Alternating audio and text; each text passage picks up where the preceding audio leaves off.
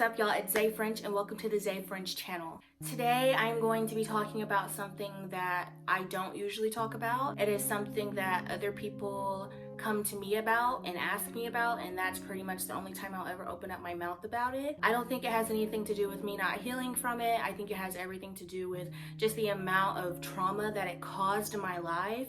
It's not easy to talk about. I am going to be talking about how I survived the coronavirus. Before I get into this video, make sure that you press subscribe, press like, turn on your post notifications, because this channel, I know that this is a very sad video to start off with, but this channel is going to be so much fun. I have tried recording this video so much just now. It's so hard to put into words. It's so hard to remember everything that happened. It was a roller coaster, but I just want to jump in because I don't want to keep rambling. So let's start right now. Everything took place in 2015. So I had just turned 16 years old. My mom threw me this awesome Sweet 16 birthday party. Everything was great. Fast forward, that following Monday or Tuesday, I went to a basketball game at my high school. Loved that. However, towards the end of it, I think that's when the first symptom of the virus showed up. To me, it was the worst symptom of the virus, which was the headache that it caused me. It wasn't a tension headache. It was like a headache that would happen at the base of my skull, down my neck, down my shoulders. It was just awful. I was like, okay, I'm done with this game. Please come pick me up. So she came and got me, and I just remember getting my dog, cuddling up next to her in bed, and just knocking out. So the next day came and I went to school, could not focus in class, very irritable, headache as strong as ever. It was one of those things where it's like, it would come and go, come and go. You know what I mean? And so when I was good, but when I had the headache, oh my gosh. This headache was the first symptom, but then I started getting more flu-like cold symptoms. So kind of like a runny nose, start getting feverish, all those things. So I told my mom about it and she was like, well, do you want to go to the doctor for it? And I was just like, no, I just want to fight it off. She was like, are you sure? I said, just let me fight it off. So I'm still going to school, symptoms are getting worse. My mom's like, okay, we're taking you to the doctor. So we go to an urgent care. This one was actually immediate care. We go to this immediate care. The doctor there is just like, you know what, sounds like the flu. Let's go ahead and run you a flu test, and just to be safe, a strep test as well. Both tests come back negative, both of them. And so he's like, okay, so flu test negative, strep test negative. We're still going to prescribe you some Tamiflu, because that's just the normal thing to do, I guess, because it's flu season and we want you to have Tamiflu even though you don't have it. So he gives me Tamiflu. He proceeds to say and diagnose me with an ear infection, which I did not have, and prescribed me 500 milligrams of amoxicillin for that. The story gets good at this point. So what happens when I start taking the medications is I start developing a rash at this point on top of the symptoms that I already have, because guess what, you guys, I don't have the flu. And by the way, at this time, no one knows that I have a virus, so nothing's getting better. In fact, everything's getting worse. My mom decides to take me to an ER doctor. He says, stop taking the meds. You do not have the flu, because guess what? They run a flu test on me again and a strep test again. He's like, you have none of these. He checked my ears. He was like, you don't have an ear infection. Stop taking the amoxicillin, because some people are highly allergic to amoxicillin, penicillin, etc. So I stopped taking the amoxicillin. I was allergic to it. We found out that I was. And even though I stopped taking it, the rash still continued to get worse. And so you guys, from here, what took place was one night I was chilling in my bed. My body just started heating up and it just got hotter and hotter. And so when I couldn't take it anymore, I was like, Mom, I just screamed her name. I was like, please come in here, help me. She came in, she was like, what is wrong with you? I said, I'm hot, I'm burning, feel my skin. She was like, oh my gosh. So she runs and she gets a thermometer. I'm running 104.5 temperature. And she's like, oh my gosh, you need to go to the ER, but we gotta try to break this first. We gotta try to break the fever. She fills a tub full of ice cold water, tries to break it, doesn't work. At this point, everything kind of takes a turn.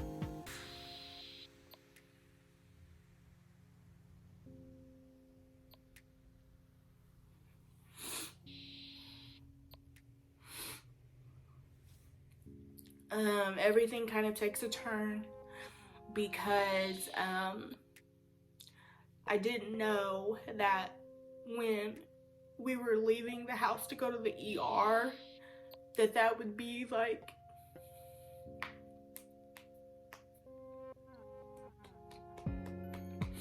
I'm sorry, y'all. I didn't know that would be like the last time, or like the last time that I would see my house for a while, you know, and that things would be the way that they were. So we go to the ER. They were being pretty slow that day. Didn't know what the issue was, like taking forever to check people in, get them back. They were saying that other people were top priority, but I was running 104 freaking fever, y'all.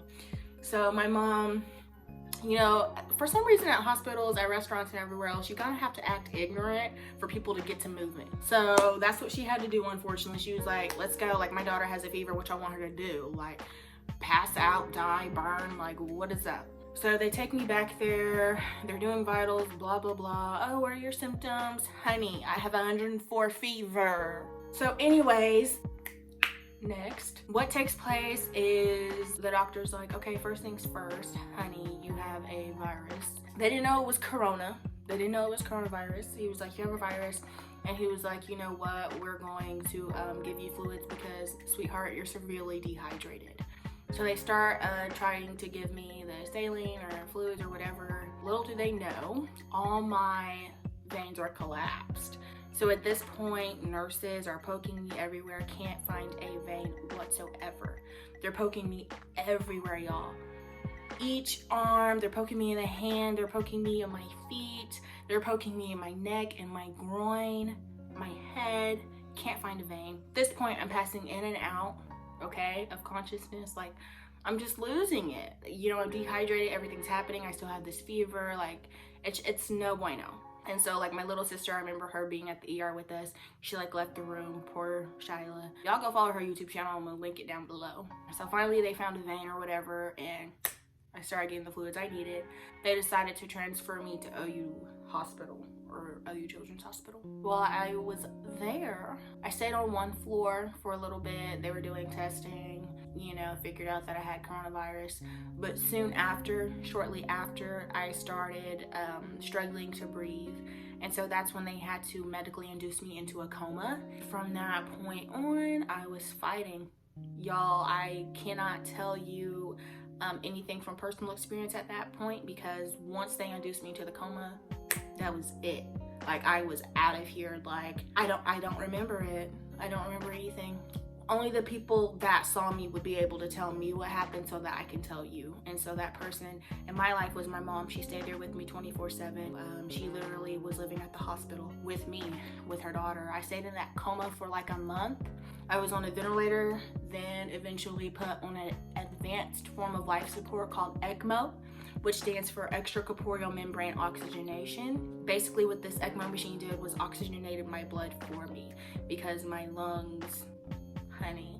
I know that the new coronavirus, like the strain that's going on, gives you SARS, but my coronavirus gave me ARDS, acute respiratory distress syndrome, also known as wet lung. While I was in the PICU at OU Children's Hospital, that's where I was, the ICU, things got real. I almost, you know, had kidney failure, dialysis, all these things. I had 6 blood transfusions. I had to get 24-hour nurse around the clock care. They had to keep their eyes on me because the amount of machines that were in the room. I'll show you guys the pictures as I'm speaking. And, you know, it's just crazy. Like, one day you're a cheerleader, because that's what I was. I was a cheerleader at my high school. I cheered on varsity up until that point. And it's just crazy. Like, it's literally insane how these things happen to you. And it's like, what do you do? No one knew if I was going to wake up. Every time the doctors met up each morning for their patients in PICU, they were like, okay, we don't know what to do with Alizé. We don't know. We've tried everything. We don't know if she's going to wake up. They told my mom my chance of survival was less than 60%, meaning that I almost didn't wake up. Yeah, I almost didn't wake up. And you know what? It's just crazy how severe it is. Like, I want to stress to you guys how severe this is. Like, I literally was almost put on a plane with the machines that were sustaining my life to go out to Dallas, Texas, okay? And my mom was given that option, like, hey, do you want to go to Dallas where there's better doctors, etc., etc.? And mom was like, no, we're staying here. We're not taking that chance. You know, we're just going to pray for her. So, you know, the prayer started. People were flying in. I have no family here in Oklahoma. But yeah, there was a prayer circle at my high school that was organized. There were just, you know, a huge outpour of love towards my mom and my sisters during this time because, you know, they were going through it. I just want to fast forward to when I woke up. I woke up from my coma on February 9th, 2015. I was almost in that coma for like a complete month. My mom tells the story all the time. I woke up with my arms outstretched to her, you know, like I had tubes in my throat, of course, and I'm just like, Mom, Mom, Mom. And she hears me and she's just bawling. Can you imagine going through all those things and you see your daughter wake up finally? All those days that you know, those days and those nights that you walked around the children's hospital wondering, like, is it ever going to end? Is she ever going to wake up? And then I finally do wake up and I tell her about the perfect place that I visited during my coma. If you guys are wondering what I'm talking about when I refer to the term perfect place, how do I put this into words? While I was in my coma, I visited the perfect place. Yes, I did. I had an outer body experience and I was in the presence of Jesus Christ. You know, I don't remember it that well, but that memory is still there.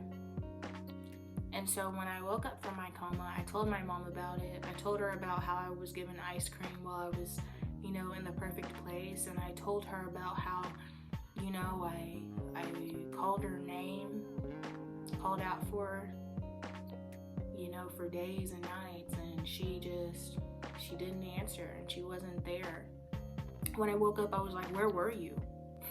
I was calling for you because that's how real it was, y'all.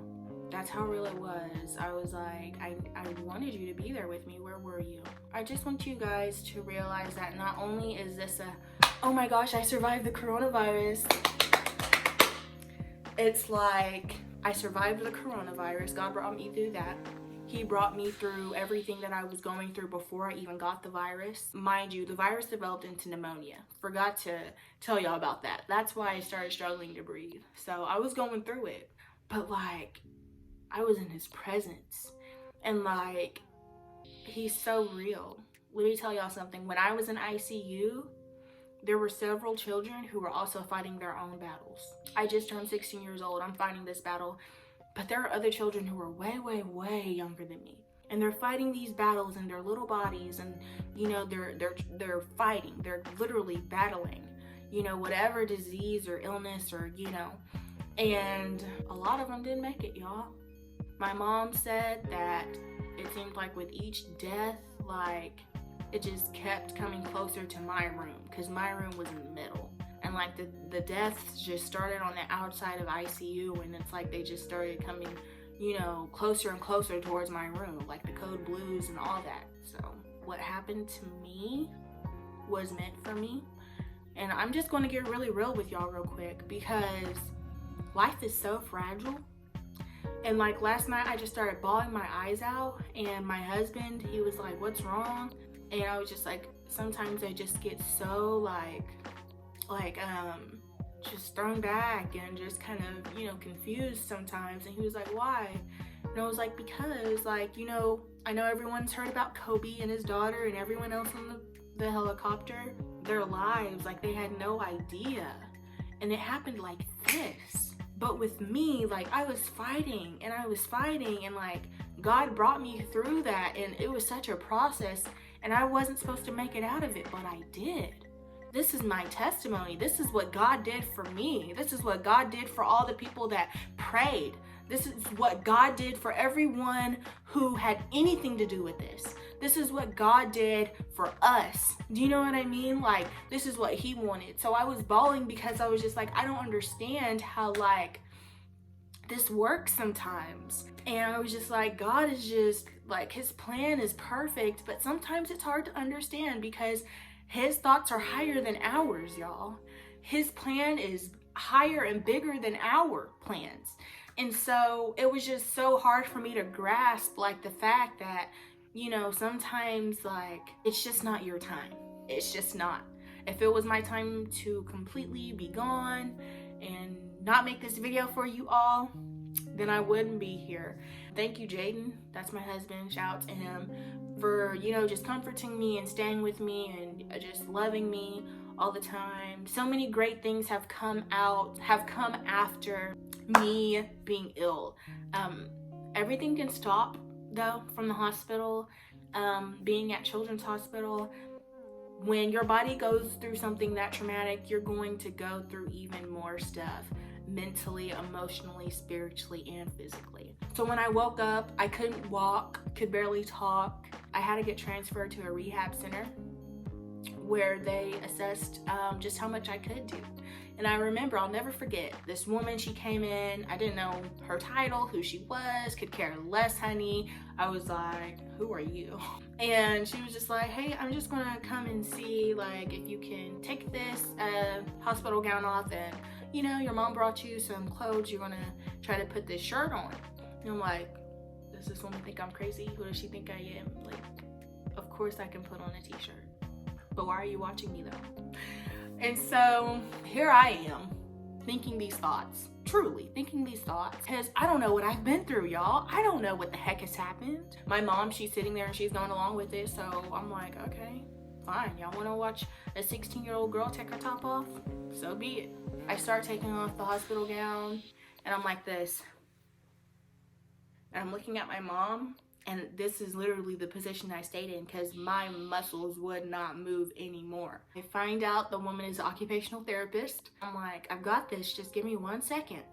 And at this time, like, I start bawling because I'm just like, what's really going on? What's wrong with me? Like, am I physically disabled now? Like, why am I even here in this hospital? Like, nothing's clicking. Nothing's clicking. The lady's like, all right, like, don't worry about it. We'll do it for you. And so I'm crying. Like, she's taking off my gown. You know, you go from being someone that is independent, not only independent, but can do special skills like tumble and lift people in the air and, you know, do these crazy wicked jumps and, you know, a cheerleader.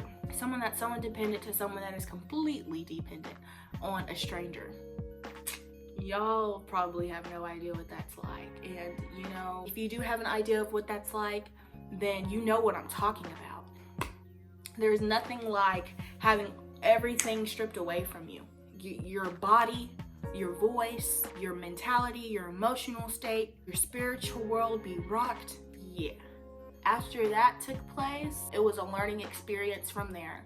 I started learning what occupational therapy was. These therapists, they would come in, they would watch me do my daily activities of living. Getting in and out of the bed was a struggle. I had no core strength anymore, so tying my shoes was a struggle because when I tried to tie them, it would just go, like my body would just go, whoop, because I had no core strength, no core muscles. So that's where PT came in, physical therapy. But let's go back to OT because that was the real shocking stuff. Having to sit on a bench when I showered, like just living at that rehab place was very life-changing for me and monumental. And it didn't stop there, y'all. Didn't stop there. I had to relearn how to walk. I had to relearn how to talk. I did speech therapy. I did music therapy. I did pet therapy. I did all the therapies that they offered, y'all, to try to rehab and get back to that place that I was. There was a lot of support. There were a lot of people visiting me. There were a lot of people that I felt like should be visiting me that weren't. But for the most part, there was a lot of support, and I feel like if you were present in that moment, then you were supposed to be. And I truly thank you all. If I've never personally came to you and, you know, was like, hey, thank you so much for being there for me, like from the bottom of my heart, thank you for being there for me, for Shyla, for my mom, for my other sister Jasmine, just for all of us, we needed it, truly. Probably my family members more than me, even though I feel like I really needed it because I was going through some things. Like I was depressed up in there and I was having panic attacks and stuff. Never dealt with any of those disorders, but I was there. When I left rehab, it didn't stop. Got home, that's where all the spiritual battles began. Like I said, having panic attacks, hallucinations, crazy like night episodes where just crazy things were happening, y'all. So if you want to talk to me about panic attacks, I can relate. If you want to talk to me about depression, I can relate. If you want to talk to me about low mood or anything, I can relate. I'm your girl. But like, my mom had to literally become a nurse, y'all. I had to carry around this emergency injection with me everywhere I went because at the time I had adrenal insufficiency because of the high dosages of prednisone that I was on for such a long time. If you don't know what prednisone is, it is a steroid. I was taking that steroid for my lungs. She had to give me 2 blood pressure medications. Yes, I was 16 years old on blood pressure medications. I was on blood thinners because I had developed blood clots when I was in the ICU. Those blood thinning shots were not fun at all. I had to take one in the morning and one at night, and she gave it to me each time, and they burned. Like, those honestly burned. You had to take them in your tummy. I had a teacher that had to come to my house. She was my homebound teacher. She wasn't very good. If I knew her name, I would put in a report for her. A review, I'm sorry, I would leave a review because she was not. She would like come to my house every day with a big gulp and just text. And this woman had to be like 65 years old. And like, she had no knowledge of chemistry. Look, I'm getting off of the topic. That is my story about how I survived coronavirus. This is not going to be the tone of every single video. I just wanted to share it with you guys. And God is so good. Please like, comment, and subscribe. Turn on those post notifications because this channel is actually going to be pranks, lifestyle videos, vlogging, and mukbangs, husband tags if y'all want to know about that, if y'all want to know my personal life, whatever, house tours, car tours, military vids, because my husband is a future Navy sailor. He's going through the process right now of becoming one. Yeah, you know, husband and wife videos or whatever, hauls, whatever you guys want me to do, just let me know your ideas as the time goes by. Thank you for tuning in and watching. Bye, Frenchie fam.